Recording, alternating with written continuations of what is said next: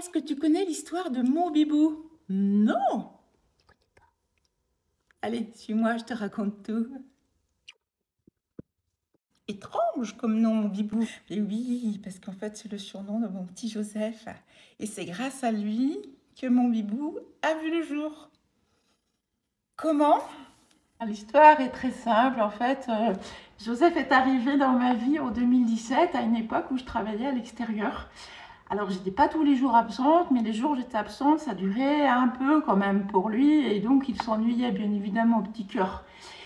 Mais on connaissait personne autour, parce qu'on venait juste d'arriver. Et puis un jour, il y a une adorable voisine, là, toi, je vois sa maison d'ici, qui est venue se proposer pour sortir Joseph dans le jardin pour lui faire ses besoins et courir, le faire courir. Super. Ensuite, elle m'a demandé la permission si elle pouvait le promener un petit peu. Oh ben moi, tu penses bien. J'étais super contente pour Joseph et je fais bien évidemment que je faisais confiance à ma petite voisine qui habitait à côté, à une dame retraitée, qui avait elle également un petit chien. Et puis ensuite, les semaines passant, elle a commencé à me dire bah, je l'ai emmené aussi un petit peu chez moi, un petit peu dans la journée. Donc merveilleux, ce qui fait qu'il passait en fait une partie de la journée avec elle.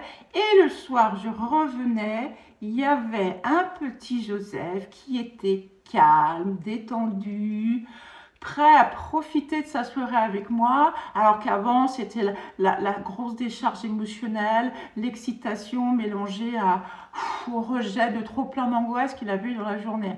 Donc moi j'ai trouvé ça absolument merveilleux comme effet. Et un jour, je me suis dit, mais pourquoi on ne ferait pas la même chose, mais à grande échelle? C'est vrai que les amis, le voisinage, la famille, c'est le premier mode de garde des animaux en France, comme dans beaucoup de pays. Mais parfois, la famille n'est pas toujours d'accord, mais ils disent oui parce qu'ils veulent vous faire plaisir. Les amis, c'est bien pareil.